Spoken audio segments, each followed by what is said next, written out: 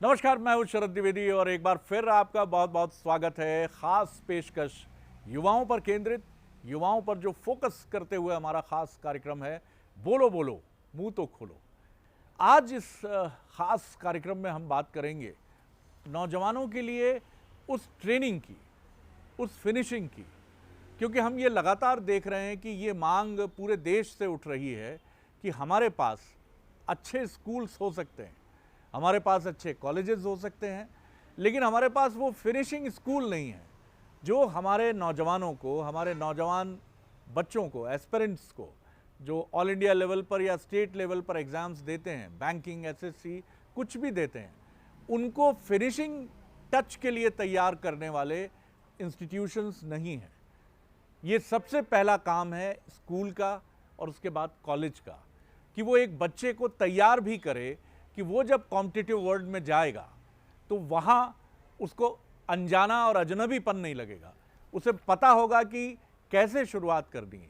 तो आज हम इसी सब्जेक्ट पर बात करेंगे कि आखिर हमें क्या चाहिए। क्या हमें कोई नेशनल एकेडमी चाहिए, कोई रीजनल एकेडमी चाहिए जो हमारे नौजवान विद्यार्थियों को, लड़कों को, लड़कियों को तैयार कर सके।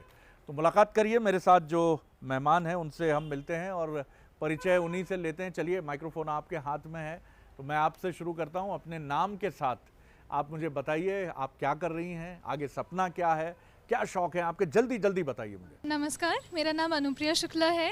मैं अपनी बीटेक यूआईटी आरजीपीवी भोपाल से कर रही हूँ। So myself Deepika K. Rajput and I'm pursuing my masters in biotechnology and I still love reading and writing. Also I'm a national level debater and I love speaking and I'm a national NSS volunteer also.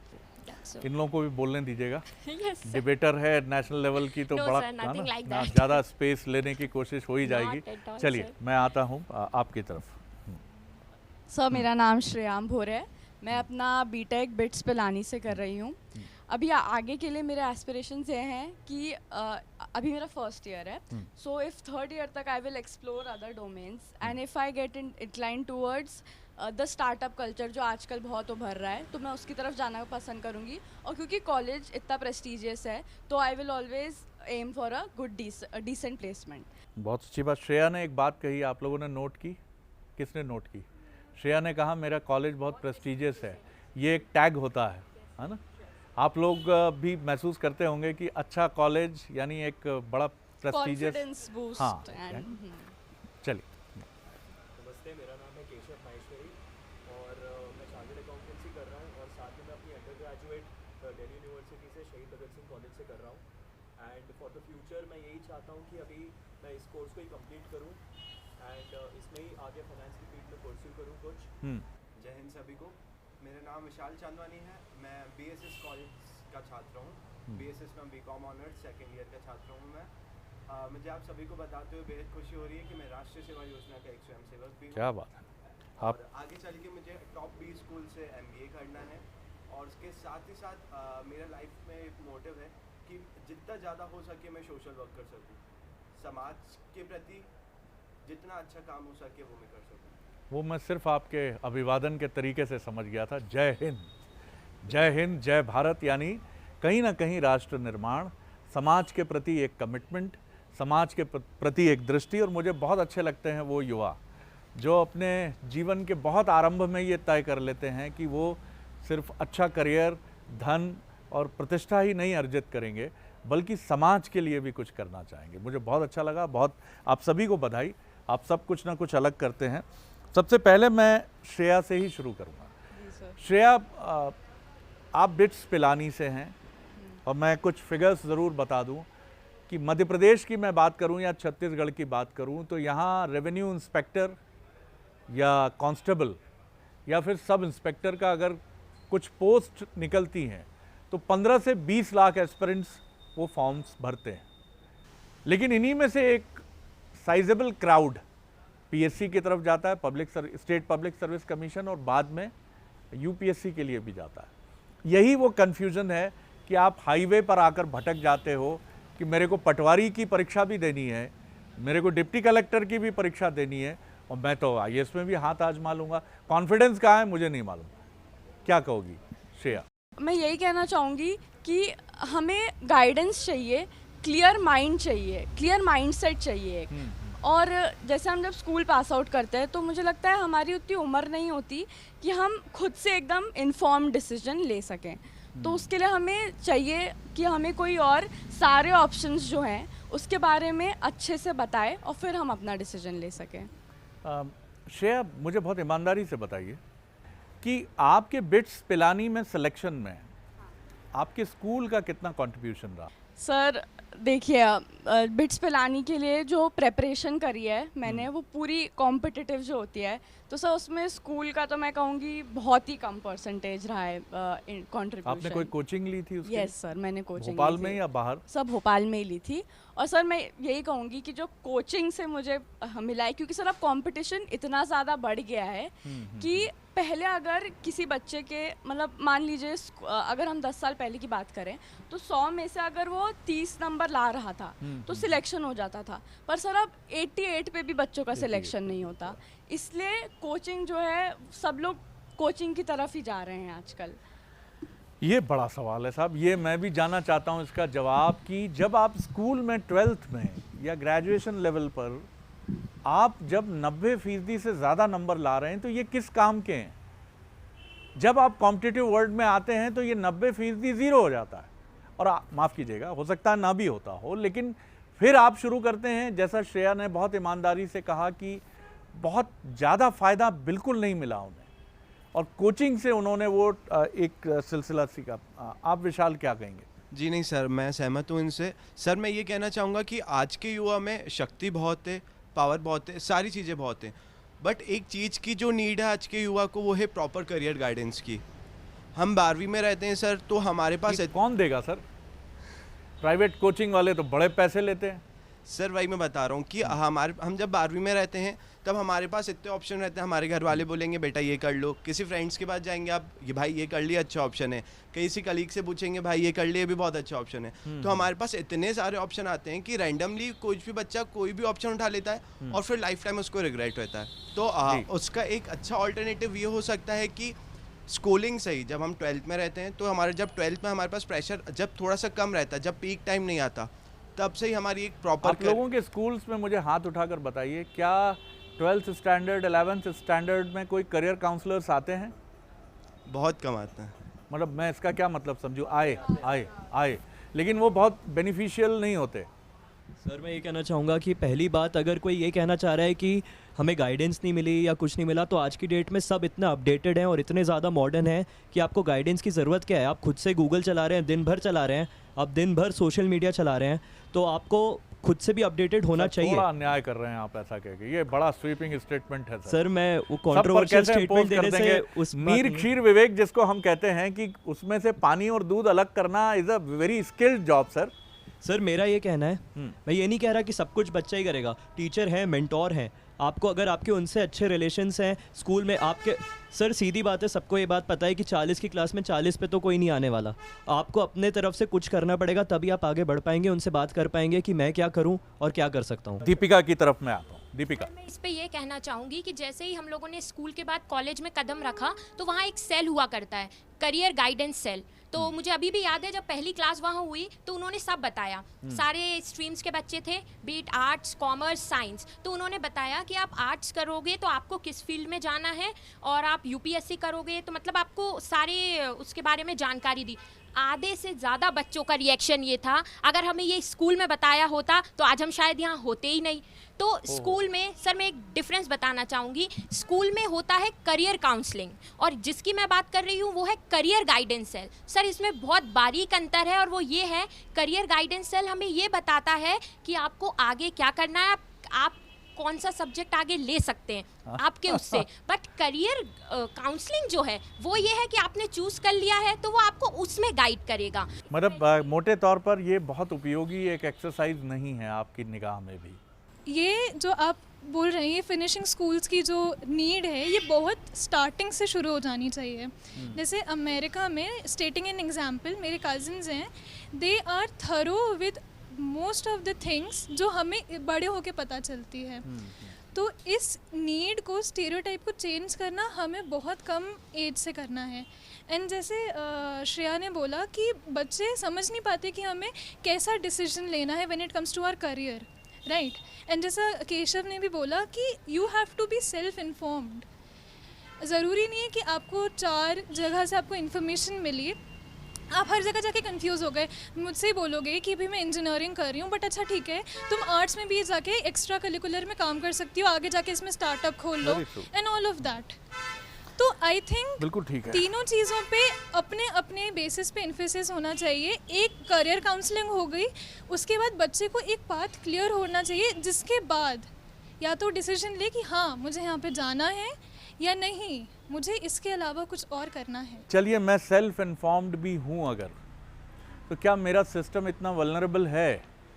फिर वही 3 idiots की तरफ हम आते हैं कि क्या वो ये जानता है कि अगर केशव गाना गाते हैं तो केशव के लिए चार्टर्ड अकाउंटेंसी के साथ साथ सिंगिंग भी एक पैरेलल ऑप्शन हो सकता है। लेकिन क्या इनके भीतर के गायक को हमारा सिस्टम दबा रहा है और चार्टर्ड अकाउंटेंट को प्रमोट कर रहा, नहीं नहीं पैसा तो उसी में है, सिंगिंग तो चलेगा, तो क्या ऑर्केस्ट्रा में गाओगे, देखते नहीं हो शादियों में गायक जो होते हैं कौन सुनता है उनको। ये एक फिल्ट्रेशन हमारे पास नहीं है। केशव इत्तेफाक, हाँ प्लीज़ दीपिका संक्षेप में। एक बात कहना चाहूंगी, जो हमारी NEP आई है, न्यू एजुकेशन पॉलिसी, देर आए मगर दुरुस्त आई है। जो आप बात कर रहे हैं ना सर, इससे आप लिख के ले लीजिए, ये बहुत माइलस्टोन है। हाँ, बट तारे जमीन पर आएंगे, हाँ सर, तब हमें समझ आएगा कि वो पॉलिसी तो बहुत अच्छी है, हाँ, लेकिन वो पॉलिसी अगर वैसे टीचर्स और वैसा सेटअप तैयार करेंगे, और हम विश करते हैं, हाँ, बहुत अच्छी सोच है और ये सब कुछ वैसा जमीन पर उतरे। सर बिल्कुल, हमारे क्योंकि सबने सपने देखना शुरू कर दिया है कि मैं बिल्कुल आर्ट्स वाला हूँ और मैं बिल्कुल उसके साथ मुझे साइंस पढ़ना है तो मैं बिल्कुल पढ़ूंगा। तो वो जो है अगर वो इम्प्लीमेंट होता है तो बिल्कुल हम ऐसा कर सकते हैं सर। मैं ये नहीं मानता कि प्रमोट नहीं करते, इट ऑल डिपेंड्स कि आप किन के साथ रह रहे हैं, किन के साथ उठ रहे हैं, ये सब बहुत मैटर करता है। और आपकी पर्सनल थिंकिंग क्या है, मैं स्ट्रांगली ये बिलीव करता हूँ कि आप मेंटली कितने स्ट्रांग हैं, तो वो सब मैटर करेगा। कि समाज में क्या चल रहा है या कौन कितना दबा रहा है, कौन क्या चाहता है, वो मैटर नहीं करता। आपको CA करना है, आपको इंजीनियरिंग करनी है, उसके साथ आपको डांस करना है, कुछ और भी करना है, आप करिए। मान लेते हैं किसी बच्चे को म्यूज़िक में बहुत इंटरेस्ट है। अब कुछ बच्चे क्या होते हैं कि हमारा 12th ख़त्म हुआ तो वो सोचते हैं अब हम अपना पैशन डिस्कवर करेंगे, है ना। तो सर अब मैं ये कहूँगी कि हम सर इंडिया अभी बाकी देशों से अगर मैं कंपेयर करूँ तो हम अभी उस मकाम पे नहीं आए हैं कि माँ बाप अपने बच्चे को बोले हाँ तुम्हें म्यूज़िक पसंद है, अब तुम 12th तुमने पास किया, अब तुम अपना पैशन डिस्कवर करो, तो 1-2 साल मेहनत लगाओ, फिर तुम उसमें जाना। अगर कोई बच्चा है जो म्यूज़िक में मान लीजिए नेशनल लेवल पे कर रहा है कुछ, तो उसे अगर हम बोले कि हाँ तुम 12th के बाद परस्यू कर लो उसे, तो वो सेंस बनाता है। पर अभी हम लोग ऐसे हैं कि हमें जॉब सिक्योरिटी, ये सब चीज़ें जो एकदम फर्स्ट। बिल्कुल, ये केशव कुछ ऐड ऑन करना चाह रहे हैं। सर इसमें मेन रीज़न मेरे को ऐसा लगता है कि इस समाज में ये है कि एज फैक्टर बहुत ज़्यादा कंसिडर करने लगते हैं लोग। आपकी एज कितनी है तो उस हिसाब से सब लोग सब कुछ मतलब कंसिडर करेंगे। एज इतनी हो गई, अरे बाप रे आप बने नहीं अभी तक, एज इतनी है तो अब ये स्टार्ट आप कर ही नहीं सकते हैं, एज इतनी कम है अभी तो बहुत टाइम है, ये एज है हाँ अब तुम ये कर लो। तो ये सब नहीं देखना चाहिए, आपको जिस समय करना है आप करिए, इससे ये मैटर नहीं करता। ये जब आप बातें कर रहे हैं तो हो सकता है आप मेंटल टफनेस के उस लेवल को अचीव कर चुके हैं, लेकिन आप अपने कंटेम्प्रेरी सोसाइटी में अपने बाकी युवा साथियों से ये उम्मीद नहीं कर सकते। हो सकता है आपकी अपब्रिंगिंग ऐसी हुई हो सकता है टफ होना आपका स्वभाव बचपन से रहा हो, लेकिन आप इसको जनरलाइज करके नहीं देख सकते कि मुझे परवाह नहीं है दुनिया की, मैं जैसा हूँ वैसा बेस्ट हूँ। ये आपका नज़रिया है, ये आपके साथियों का नहीं है। उनमें से अधिकांश 3 इडियट के उसी नौजवान की तरह हैं कि वो कंफ्यूज हैं, उन्हें नहीं मालूम, उन्हें लगता है उनके पिता ने बहुत पैसा खर्च किया है, वो फोटोग्राफी की तरफ नहीं जा सकते हैं। अनुप्रिया, बाकी कंट्रीज़ में बच्चे कॉलेज के बाद 1 साल छुट्टी लेते हैं, ड्रॉप लेते हैं वर्ल्ड टूर करने के लिए, अपने पैशन को सीखने के लिए। बट हम इंडिया में ड्रॉप ले रहे हैं, मतलब ठीक है IIT JEE के लिए पढ़ाई कर रहे हैं या फिर ग्रेजुएशन के बाद नई शिक्षा नीति के कर्णधारों, ये बहुत अच्छा सुझाव है।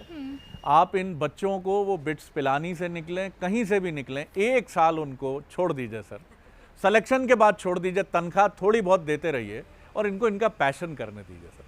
न जाने क्या क्या सामने आएगा। जी एग्जैक्टली वो या तो ग्रेजुएशन के बाद अगर आप ड्रॉप ले रहे हो तो या तो आप एमटेक की तैयारी कर रहे हो या आप अपने मास्टर्स की तैयारी कर रहे हो। मतलब इंडिया का बच्चा पढ़ाई से पीछा नहीं छूट पाता है जब तक उसकी शादी, मेरे ख्याल से उसके बाद भी नहीं छूट पाता है। इसीलिए 22 साल की उम्र में कई बार वो 45 साल या 50 साल के अधेड़ की तरह बिहेव करने लगे। सर मैं ये बोलना चाहूँगा कि परेशानी तो बहुत है, जो हमने स्ट्रगल किया, जो हमने प्रॉब्लम फेस की, अब वो तो सर हो गई, बट इस पे सजेशन ये हो सकता है कि सर जो उसके बाद जो हमारी जो पीढ़ी आने वाली हैं उनको आगे ही प्रॉब्लम ना हो, तो उस पे ये हो सकता है कि उनको पहले से ही उनके स्कूल की क्वालिटी इतनी अच्छी हो जाए कि जो प्रॉब्लम हमने फेस की है वो आगे चल के वो ना फेस करें। उसके लिए सर उनकी गाइडेंस बहुत अच्छी होनी चाहिए। श्रेया, आप जिस इंस्टीट्यूशन से हैं वो बड़ा कंट्रीब्यूट करता है ऑल इंडिया सर्विसेज में, ख़ासतौर से IAS IPS, क्या वजह आप देखती हैं? क्या आपने फील किया कि आपका इंस्टीट्यूशन यानी IIT या बिट्स पिलानी जैसे इंस्टीट्यूट्स जो हैं ये क्या आपको बहुत ज़्यादा मेहनत करने के लिए प्रोत्साहित करते हैं? सर इसमें सबसे बड़ा रोल अगर मैं कहूँ तो वो होता है हमारे आसपास वाले लोगों का। जैसे सर मैं अभी सिर्फ फर्स्ट ईयर में गई हूँ और मेरे कुछ एग्जाम हुए हैं और बच्चे अभी से तैयारी करने लग गए हैं UPSC की। बाप रे! यस ओहो! सर उसके मतलब हमारे ग्रुप्स बन गए हैं। मतलब आपके फर्स्ट और ईयर बच्चे- के स्टूडेंट? हाँ सर, आपके साथी? यस सर, हमारे सर बच्चे मतलब आपस में सर हमें जब जैसे कॉम्पिटिटिव एग्जाम हो गए सर, इसके लिए जब हम प्रिपेयर करते हैं तो वो जर्नी जो होती है वो सबसे ज़्यादा मायने रखती है। तो हमारी अगर जर्नी में हमें लाइक माइंडेड लोग मिलेंगे तो वो बहुत कंट्रीब्यूट करता है। बहुत बड़ा रहस्य हमारे खोल दिया आपने आज, वाह कितनी बढ़िया बात आपने कही। यानी इंजीनियरिंग बहाना है, IAS बनकर दिखाना है ना? मतलब इंजीनियरिंग तो ठीक है, मतलब फर्स्ट ईयर से ये तय है कि हमको जाना ऑल इंडिया सर्विसेज में। तो ये बच्चे क्या बात करते हैं श्रेया, थोड़ा बताओ हमको जरा। सर मतलब यही कि पढ़ाई कैसे करनी है आगे की, तो मतलब जैसे मान लीजिए कोई एक टॉपिक है तो मतलब बच्चे आपस में बांट रहे हैं चीज़ें कि तुम ये करो, तुम मुझे समझाना, रिवीजन चल रही हैं चीज़ों की। सर इसमें क्या होता है जैसे हम हमारे आसपास के लोग भी जो हैं तो वो चीज़ करते हैं तो हम उससे प्रोत्साहित होते हैं कि अगर ये कर रहा है तो मैं भी कर सकती हूँ। जैसे सर जब हम JEE की तैयारी कर रहे थे तो कोचिंग का जो एक सबसे बड़ी चीज़ होती है जो हमें स्कूल में नहीं मिलती वो होती है कोचिंग एटमॉस्फेयर, जो कंपटीशन का एटमॉस्फेयर होता है। उससे हमें क्या होता है कि हमेशा लगता है कि मतलब हमारे नंबर कम आए, हम दोस्त को देखते हैं कि यार क्या कर सकती थी मैं ऐसा कि जो मेरे नहीं है, पोटेंशियल हो सकता है आप दोनों में सेम हो, है ना? ट्रू। अब तक की बातचीत में ये तो हम सब सहमत हैं कि हमें फिनिशिंग स्कूल्स की ज़रूरत है, और ये स्कूल्स अगर हमारे कॉलेज और स्कूल्स में हमें मिलते हैं, ख़ासतौर से कॉलेज में अगर मिल जाए कि मैं 12th पास करके निकला हूँ और मुझे 12th पास करने के बाद ही मेरा स्कूल मेरी मदद कर दे कि मेरे लिए अच्छी चीज़ क्या है और मुझे क्या करना है, किस तरह से करना है, मैं पटवारी बन सकता हूँ या मैं IAS बनने के काबिल भी हूँ, ये क्लियरिटी मुझे मिलनी चाहिए जो नहीं मिल रही है। बिल्कुल सहमत हैं आप विशाल?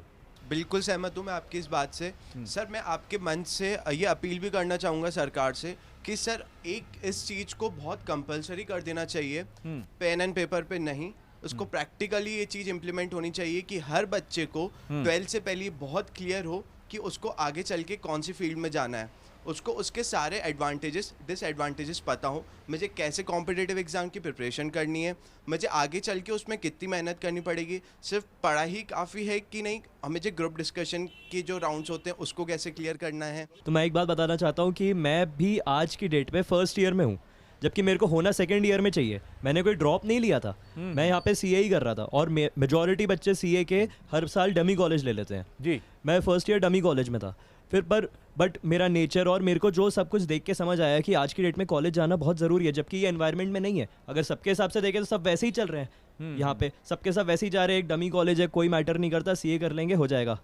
बट यार कितना बोरिंग है लेकिन ना ये डमी कॉलेज, मतलब बताइए वही सीधी स्कूल की बोरिंग लाइफ, माफ कीजिएगा स्कूल, हाँ वो यूनिफॉर्म से निकले और डमी कॉलेज जिसमें कोई जाता भी नहीं है। तो मैंने 1 साल बाद में लेट था, तब भी मैंने वापस ज्वाइन करा, और थोड़ी दिक्कत होगी पर रास्ता बदल गया है, और मैं ये कहना चाहूँगा कि सबको साथ में कर लेना चाहिए। सर मैं ये कहना चाहूँगी जो सब बातें उठ रही हैं वो ये है, मेन जो ड्रॉबैक हो रहा है सर वो स्कूलों में ये हो रहा है कि मेनली हम प्रैक्टिकल जो नॉलेज है कि बाहर जाके हम स्कूल में एग्ज़ाम में बैठते हैं 100 200 400 जितने भी, हमें बाहर जाके 15 लाख लोगों से कंपटीशन करना है। तो सर ये बिल्कुल आपने सही कहा। मैं भी ये सोचता हूँ क्यों ना 9 से उस लेवल के एग्ज़ाम्स की डमी स्कूल्स में शुरू हो जाए, जो एसएससी के sir. एग्ज़ाम्स हैं या जो बैंक के एग्ज़ाम हैं लोअर ग्रेड के, इनकी डमी क्यों नहीं शुरू हो जाए? अगर छोटा मोटा बच्चे को ये मालूम तो पड़े कि वो Actually, 12th sir. के बाद जो अटेम्प्ट करने जा रहा है वो क्या है। सर जैसे प्री बोर्ड होते हैं 12th में, वैसे ही क्यों ना हम 9th 10th में ये स्टार्ट कर दें कि बिल्कुल उनको एक्चुअली एक्सपीरियंस हो कि हमें आगे जाके करना क्या है। सर जैसे कि अभी आपने बात कही है बैंक और ये वाली, तो मैंने देखा है बाहर इंजीनियरिंग करा हुआ बंदा भी बैंक की जॉब, रेलवे की और सबके लिए भर रहा है। एक बार मेरा किसी से इंटरेक्शन हुआ तो मैंने पूछा तुम्हें पता है तुम्हें इसके बाद करना क्या है? बोले नहीं सब भरते हैं तो भर रहे हैं। सर जो दीपिका ने बोला एग्जैक्टली सही है। लोगों को क्लियर नहीं है कि उनको एग्जैक्टली उनकी डायरेक्शन क्या है। उनको लगता है सब भर दो, कुछ ना एक कुछ उसमें से कुछ एक निकल जाएगा। सो वो चीज़ है कि एक डायरेक्शन होनी चाहिए कि आपको क्या, आपका एम मुझे क्या लगता है एक चीज़ और जो होनी चाहिए, आप इत्तेफाक करेंगे आप सब, कि हमारे पास ऐसे फिनिशिंग स्कूल्स होने चाहिए जो ज़्यादा वक्त ना लें, हमें बोर ना करें। हमें 2-3 महीने की ट्रेनिंग में हमें ये बता दें कि आपको बैंक में जाना है तो बैंकिंग कैसे निकाल लोगे। आप तो नहीं, आप ऑल इंडिया सर्विसेज के लिए बने हो। आपका बहुत अच्छा, दीपिका आप बहुत अच्छी ऑरेटर हो, इंटरव्यू में तो आप बिल्कुल शाइनिंग स्टार होगी। सर प्रैक्टिकल नॉलेज बहुत मस्ट है सर। थ्योरेटिकल नॉलेज बचपन से बढ़ते आ रहे हैं सब हमें। जब सब स्कूलिंग स्टार्ट करेंगे बुक्स ये पढ़ लो ये पढ़ लो ये पढ़ लो, सब थ्योरेटिकल नॉलेज, प्रैक्टिकल नॉलेज कहीं भी नहीं है। बट रियलिटी है कि अगर आप बाहर एक छोटी सी जॉब के लिए भी जाते हैं ना, सबसे पहले पूछेंगे भाई कितना नॉलेज है, भाई प्रैक्टिकल नॉलेज कहाँ है, इससे पहले कुछ काम किया है। सर इसकी बहुत ज़्यादा नीड है। जैसे कि प्रैक्टिकल नॉलेज की बात हो रही थी, मैं इस पे ये कहूँगी, एक एक्सपीरियंस शेयर करूँगी। हम लोग 6 to 8 electricity, current and electricity पढ़ते हैं, बट किसी को भी, सबको पता है बल्ब में एक फिलामेंट होता है, मगर अगर घर में छोटा सा भी अगर हमारे फॉल्ट हो जाए, किसी को नहीं आता फिक्स करना, क्योंकि हम उसे बस लिखना सीख रहे हैं ना, प्रैक्टिकली थोड़ी ना सीख रहे हैं। मैं अंत में सारे युवा साथियों से ये बोलना चाहूँगा कि अपने प्रेजेंट को जियो, फ्यूचर को अच्छे से प्लान करके रखो। और एक पंक्ति बोलूँगा, मंजिल मिले ना मिले ये तो तकदीर की बात है, मंजिल मिले ना मिले ये तो तकदीर की बात है, हम मेहनत भी ना करें ये तो गलत बात है। धन्यवाद, जय हिंद। आप कुछ गुनगुनाना चाहेंगे?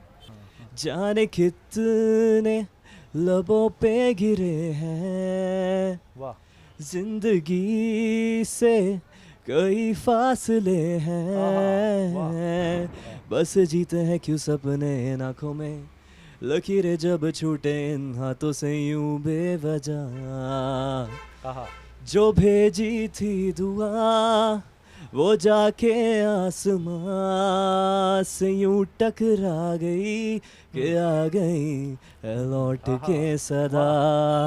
Thank you. अरे क्या बात है सर, कमाल है। देखिए हम ढूंढ रहे थे, लेकिन मुझे तो लगा कि हर युवा की आवाज़ केशव जी बनकर इस गीत के ज़रिए लेकर आए। बड़ा ही खूबसूरत गीत है। कुल मिलाकर नटशेल में जो बातें मुझे लगती हैं कि फिनिशिंग स्कूल नहीं है सर हमारे पास, हमें पता ही नहीं है हमें क्या करना है, और यही वजह है कि हम कोचिंग इंस्टीट्यूट्स के सामने चले जाते हैं और वो बड़े क्राफ्टी बनकर हमें गाइड करने वाले, और हैं भी, करते भी हैं, मैं नहीं कहूँगा कि वो नहीं करते, लेकिन ये सपनों को दफन करने के सेंटर्स भी बन जाते हैं सर। इसीलिए मैं नाम नहीं लूँगा, लेकिन एक बहुत बड़ा सेंटर जो इंजीनियर तैयार करने का सेंटर माना जाता है देश में, वहाँ एक लड़की सुसाइड करती है और वो जो चिट्ठी लिखती है कि मेरी बहन को यहाँ मत भेजना। मेरे साथ जो हुआ है, क्योंकि एक 10 बाई 12 के कमरे में सिर्फ पढ़ाई और सिर्फ पढ़ाई और सिर्फ पढ़ाई, और वो भी स्कूल और कॉलेज की एक थकन भरी पढ़ाई के बाद, ऐसे सिस्टम से हमें निकलना पड़ेगा। पढ़ाई रोचक हो, कंपटीशन की तैयारी और भी रोचक हो। अब आप देखिए कि कितना बड़ा लेवल है। आज बड़ा रहस्य हमें खुला जब श्रेया ने हमें ये बताया कि फर्स्ट ईयर का स्टूडेंट बिट्स पिलानी का आईएएस या ऑल इंडिया सर्विसेज की तैयारी शुरू करता है। इस कंपटीशन से ये बच्चे कैसे लड़ेंगे? एक बच्चा जब 19 साल की उम्र में तैयारी शुरू कर रहा है, इंजीनियरिंग के लीडिंग इंस्टीट्यूट में आने के बाद कहीं और जाना चाह रहा है, हम किस तरह के सिस्टम में हैं, ये बड़ा सवाल है। सरकारों को बहुत ध्यान देना होगा। आप सिर्फ कॉलेज और स्कूल बहुत अच्छे तैयार करके ये जंग नहीं जीत सकते रोज़गार की। आपको फिनिशिंग स्कूल्स बनाने पड़ेंगे सर, और ये आपकी जिम्मेदारी है और आपको ये करना ही चाहिए। बोलो बोलो मुँह तो खोलो में इतना ही। अगली बार एक और सब्जेक्ट लेकर आपसे मिलेंगे। इजाज़त दीजिए, नमस्कार।